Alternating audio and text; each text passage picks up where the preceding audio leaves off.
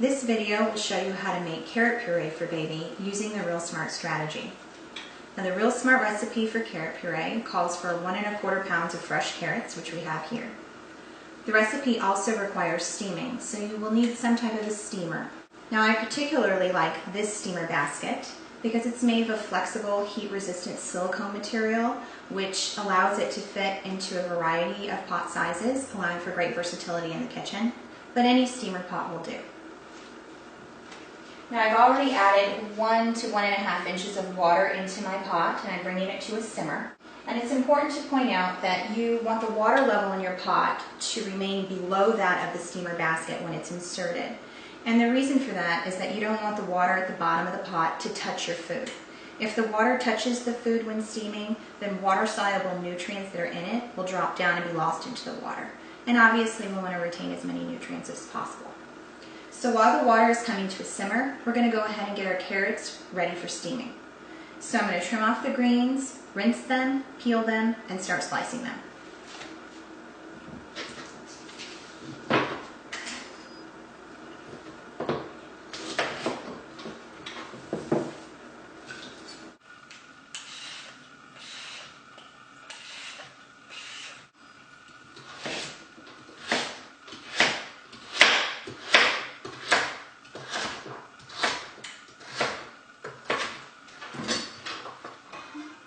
So as our water has come to a simmer, so we can put in our carrots carefully.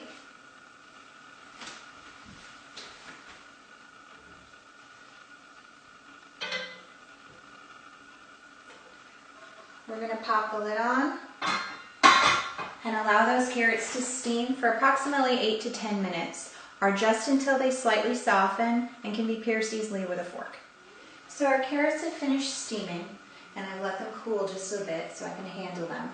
Now we're going to carefully take them out of the steamer pot, and we're going to transfer them into the blender to make a puree.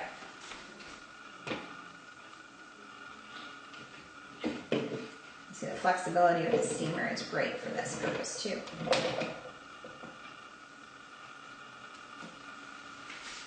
Now to make a puree for baby, we need to make a nice thin, smooth consistency. And for carrots, we're going to need to add in a little bit of additional water in order to achieve that. The amount of water that you're going to need to add will be dependent upon the particular batch of carrots that you're using and the water content that they contain. But for this recipe, we'll probably use somewhere between 1/2 to 3/4 cup of water.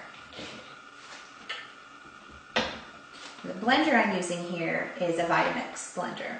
This is a high-speed blender that can achieve an ultra-smooth puree like no other machine can. It's really superior. Any blender or food processor should really be able to get the job done for making standard baby food purees. A little bit of water.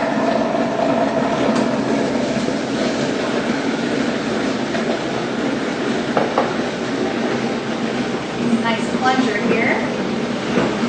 Really get everything incorporated. So now that we have our puree, we want to freeze it into small portions for baby. Freezing is a gentle preservation method that locks in nutrients and flavor, and this is in contrast to the preservation method used to prepare commercially processed jarred baby foods, which uses very high temperatures and high pressures to process and preserve the product, and that ends up destroying nutrients and flavor.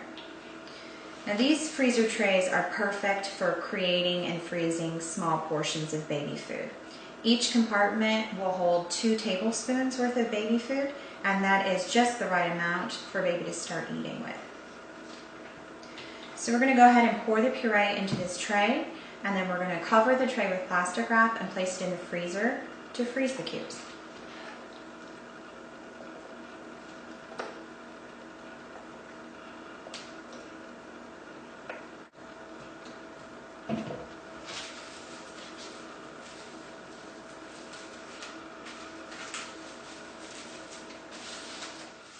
So once our carrot cubes are completely frozen, we can transfer them from these freezer trays into a labeled freezer storage bag.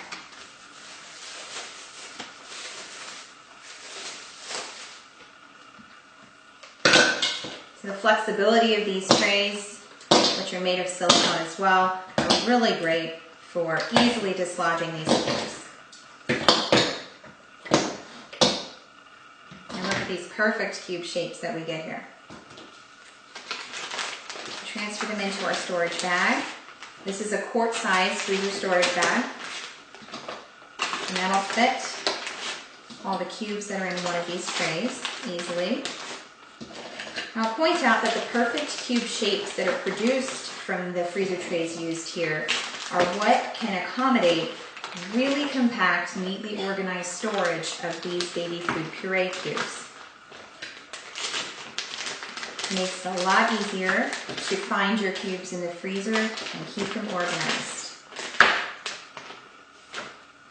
You want to take care to really get all the air out, as much as you can anyway, when you're sealing these bags, because by getting the air out, you're going to avoid freezer burn, and the quality will maintain longer. So once you have transferred your cubes into a freezer storage bag, we're going to place them into a freezer storage basket alongside of other baby food puree cubes that you can create.